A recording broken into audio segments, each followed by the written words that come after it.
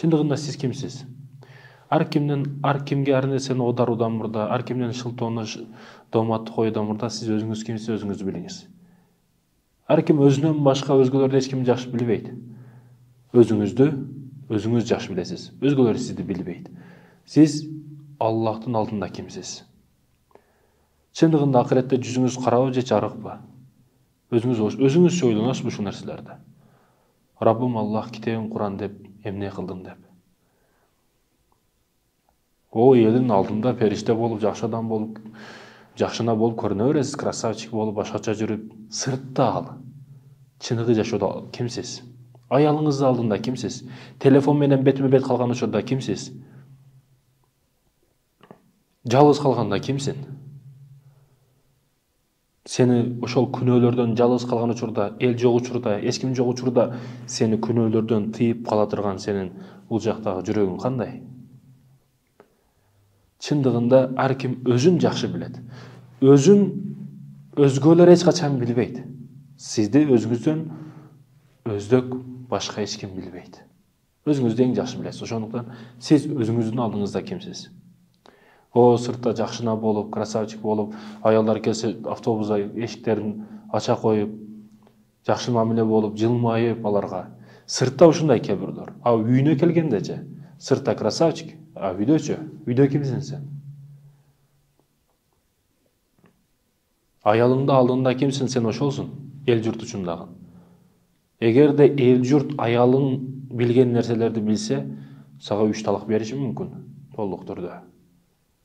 Сени бир дагы карабай коюшу мүмкүн. Неге? Себеби аялың билген нерселерди билип калды. Аялың менен акыркы учурларда сырдашасың. Чыныгы ачууң аялыңа карата чыгат. Чыныгы жүзүң аялыңа карата чыгат. Чыныгы кулк мүнөзүңдү ошол аялың көрөт экен. Ошо аялыңдын алдында кимсиң сен? Демек эл журт үчүндагы сен ошолсуң жана ушундайча каласың. Сени дин оңдо болсо эч ким жардам бере албайт сага. Шифа бул Куран. Ар бир ооруга руханий жактан, мээ жактан, акыл жактан айтор бар жокпу.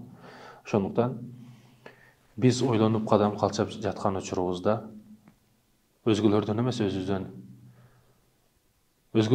өзүбүздү бир экзамен кылып коюшубуз керек да. Чындыгында урматтуу мекендешим, сыртта ар ким красавчик боло берет, ачыгын айтканда. Себеби ал сырт, коом башка тааныбаган жүздөр.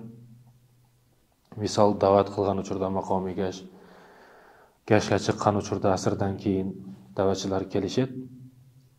Ишенсеңиз ал айылдашып кошунасы дават кылса аны тааныйт да. Аны кандай экендигин билет, огородунда канча кою, канча малы барлыгын билет, канча үйдө баласы барлыгын билет. Айтор кошунасы ал билет да, 100%. Амалы кандай аны дагы билет. Жамандыгы кандай аны дагы билет. Ошондуктан кошунага дават кылса таасирсиздей сезилет. А эмнеге даватчылар Жалал Абадтан Ошко, Оштон Жалал Абадка мисалы көлдөн Баткенге келишет? Тааныбайт. Анын сыпатын билбейт. Жакшы жаман жүргөнүн билбейт. Ким биздин алдыбыздан чыкса, ал сыйлашка биз татыктуубуз, ал дагы бизге сыйлашка татыктуу. Эмнеге деген учуруңузда себеби аны биз тааныбайбыз. Тааныбаганыбыз үчүн ар дайым жакшы мамиле кылабыз. Ошондуктан да бизден далил болот. Гашта ошол местный жамааттан, элден бир далил болот. Ал далил эшиктерди тыкылдатат. Себеби анын паланча аты, мунун паланча аты деп билет. Үймө үй кыдырганды билет. А башкалар даватты бере турган адамдар, сүйлөй турган адамдар, алар башкалар. Себеби анын ичкенин билбейт. Мисалы үчүн. Көп даватчылар ичпейт, чекпейт.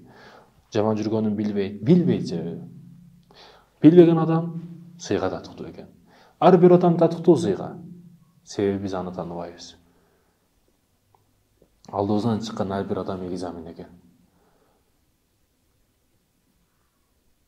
Биздин күнүбүз түнүбүз дават, жүрүш турушубуз дават. Кийим кийгениңде да башкалардан шилекей алып калсын. Башкалар кийим кийгенде да сындырып кой. Жүрүм туруму менен, адеп ахлагы менен башкаларга үлгү бол. Айтор өзүң үчүн оңол деген сөз бар. Алгачкы бир кадам сени акыркы кадамга чейин чечип коюшу мүмкүн.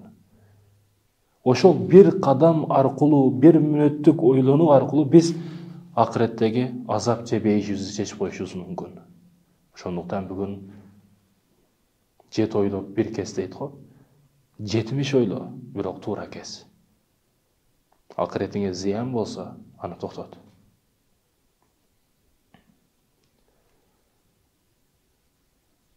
Тарых бизге өтө көп нерселерди үйрөтүп коет да.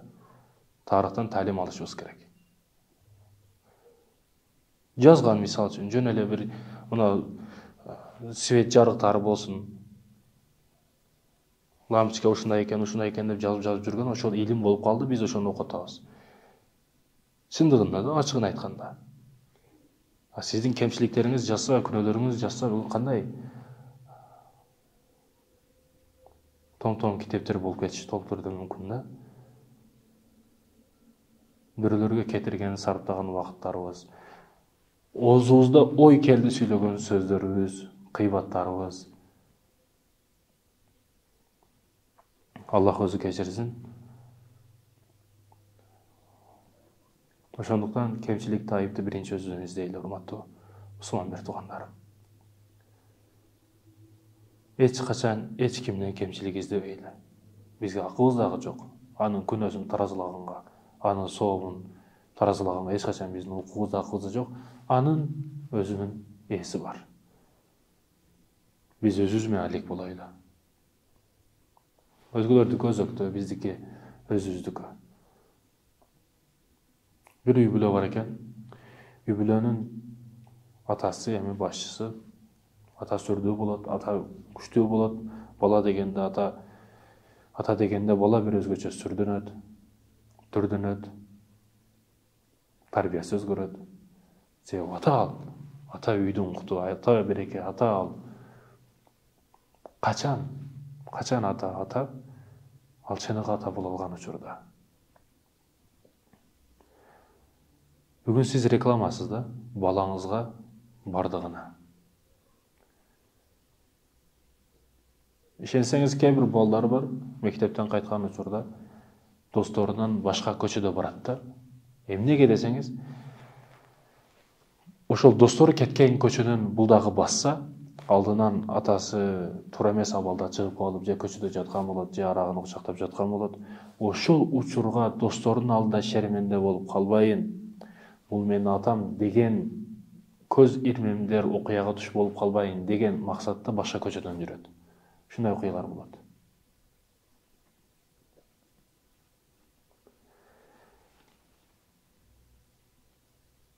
Муну башына өткөзгөндөр билет да, муну айтышкан.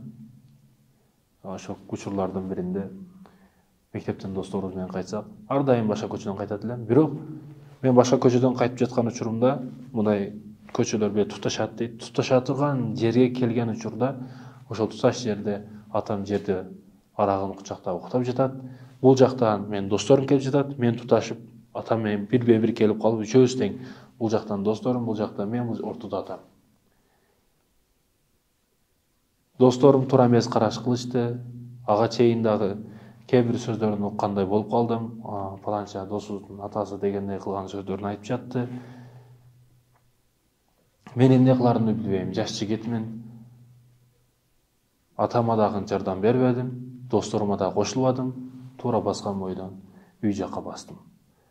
Бирок өкүнөм дейт, ошол учурда атам, баары атам эле, ата кем эле деп кучактап, ошо достордон дагы кечип, силер менин досумсуңар, бул менин атам деп сыймыктануу менен атамдын кийимдерин кагып, үйгө көтөргөнчө, жардам бергенче алып келбегеним үчүн өкүнөм дейт. Албетте мындай окуялар көп болот. Айтайын деген маселе эмне? Кемчилик өзүбүздө да. Күнөөлөр өзүбүздө. Балаңызга туура эмес үлгү болуп коесуз, мисалы үчүн. Балким мурда болгон, буга союз мисалы үчүн күнөөкөр дейт мисалы үчүн бирөөлөр. Ал учурда дин жок болчу. Эми балким азыр келгенсиз, кеч болсо да келдиңиз да. Динге келип калдыңыз, түшүнүп калдыңыз эки жакты. Эми Кудайга кайта турган учур келди. Өткөндө бирөөлөрдүн саждасы, пешенеси бир жол дагы саждага тийбестен өтүп кеткен адам болду.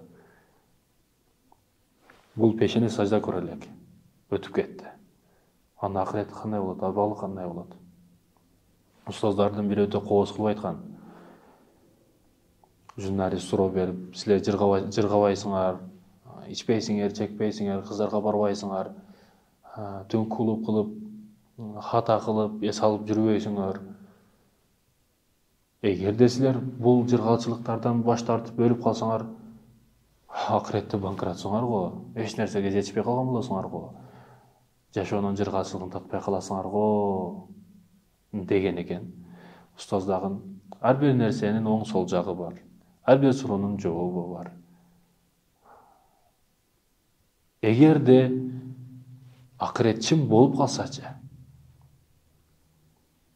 макул биз туз таза жүрө берели. Адамгерчилик жактан караганда дагы биз жакшыбыз да. Дин көз карашы менен эмес, адамгерчилик көз карашы менен караганда да биз туз жүрүп атабыз. Өлгөн учурубузда эгер акырет болуп калсачы деген учурда унчукпай калган дейт. Мына ушул мисалдардан эгер чындап акырет болуп калсачы, бүгүнкү көз жаштар, бүгүнкү калпчы болгон көздөр эртең бардыгы бизге сүйлөйт. Өзүбүздүн колубуз өзүбүзгө карата күбөлүккө өтөт. Калпыбызга карата балта чабат. Ошол күнгө, ошол түнгө даярдыгыбыз кандай биздин? Ошондуктан өзүң үчүн оңол. Бул үй бүлөнүн атасы өтүп калгандан кийин ар кандай оор сыноолор келе баштады. Бирок эмне кылбасын, кайга башын урбасын, атадан кийин кыйын болот. Кыйынчылык башына өтө көп түшөт. Бирок канча кыйынчылык түшсө дагы карындашын, апасын бирөөлөргө жалындырбастан, кайыр суратпастан, айтор бар күчү менен аракет кылат. Болгон токой жумуштарды кылат. Акыры бул шаарга келип, ар кандай жумуштардын айынан шаарга келип, ар кимге жалынып көмүр ташып иштейт. Заводдордо иштейт, көчө шыпырып иштейт. Айтор көрбөгөн кыйынчылыгы жатпаган бир көчөсү калбай калат. Кийинчерээк буга бир сунуш берилип, досторунун ар кимден угуп жүрүп, бир арзыбаган бир кичинекей нерседе казанда кайнатып, набат, ошол сыяктуу нерселерди чыгарышты баштайт. Бүгүнкү күндө ал жигитти мен тааныйм, атын атабай эле коеюн. Ушул жигиттин окуясын кыска келтиргим келди. Атасыз, бирок ата-энеси, апасын, карындаштарын, башкасын коркулбастан бийиктикке жеткирип койгон жигит да. Азыр анын чыгарган продукталары, анын чыгарган товарлары бүт магазиндерде бар да. Аллах андан ыраазы болсун. Апасын, шөөнүн, карындаштарын эч кимге муктаж кылбастан аракет кылып, багып. Ал окуй алган жок. Макул ал иштей алган, окуп илимдүү болуп, башка дагы андай нерселер болгон жок. Жыргал паркта, жыргап комфорт зонада жүргөн жок. Бирок балдары үчүн, апасы үчүн, келе жаткан небере чебере, айтор өзүнөн кийинки урпактары үчүн жыргал жашоону түзүп койду да. Аракет кылды ал. Эми кеңири намаз окуйт, кеңири тахажжуд окуйт. Дүйнөңүз толуп турбаса, бир жумушуңуз, өзүңүздүн аркадагы бюджетиңиз, акчаңыз жакшынакай болуп турбаса, намазды дагы ойлонуңуз бузулушту баштайт. Тирлигим кандай кылам, продуктам кандай кылам деп. Ошондуктан биз бүгүн ушул чөйрөнү ташташтын эмес, ушул чөйрөгө кириштин аракетин кылышыбыз керек. Бүгүн кино жаман, кино бузулуп кетти, ушул жак мусулман эместер, еврейлер телефон аркылуу үйлөрүбүзгө чейин кирип келди, бизди башкарып атат. Еврейлер бүт асманды техникаларды да ойлоп койду, Марста жашоо куруп койду деп оозубузду ачып отура берсек, башка нерселерди да кылат алар. Биз алар ушул нерселерди кылып койду, бул даджал экен, уну колдонбош керек экен деп качып жаткан учурубузда бул чөйрөдөн. Булар ушул чөйрөнү ээлеп, ушул чөйрөдө өнүгүп, ушул чөйрө аркылуу бизди башкарып коюп атат. Бул көчөгө биз дагы киришибиз керек. Эгерде биз 1000 кылычты күчтүү колдонсок дагы, 1000 атта күчтүү минсек дагы, улакта чаба турган аттарды тапсак дагы, биз миллион болуп кетейли, биз миллиард болуп кетейли, алар бир эле кызыл кнопканы басып туруп, биз бардыгыбызды жок кылып коет. Эмнеге? Себеби аларда илим бар, илимди алып коюшту алар. Биз ошол көчөнү таштап туруп, башка көчөдө сандырандап жүрүшүбүз, бул албетте акмакчылык. Илимге басымды жасашыбыз керек. ар кимди кыйбат кылып көк чай ичем, памир чай ичем, 95-85 чайларды ичем деп отурган учурубузда алар өтө күчтүү ачылыштарды кылып коюп атат. Мисалы үчүн темир канчалык кымбаттап кетти. Темир көтөрүлдү, баары жок көтөрүлдү. Кете берет экен да. Ал убагында темир көчөлөрдө эле кетмени бир жапсаң жерден темир чыгат эле. Темирлер бүт кете турган жерге Кытайга кетип калды. Бүгүн ничке бир угонник болуп, арматура болуп кайра келип атат бизге. Баасын салыштырсак, бекер кеткен, кайра өзгө акча болуп келип атат. Илимдүү адам бардык жөнүндө утуп чыгат айтор. Кытайдын өнүгүп кетиш тарыхы аслында 20 жылдык китеп окуп турат алардын. Ошондуктан окуп алган коом өнүкпөйт, окушубуз керек. Анан ар кимден кемчилик издебей, кемчиликти моюнга алганын да билиш керек. Кемчиликти өз моюнуна ала билүү дагы бир жеңиш. Бул жеңиш албетте.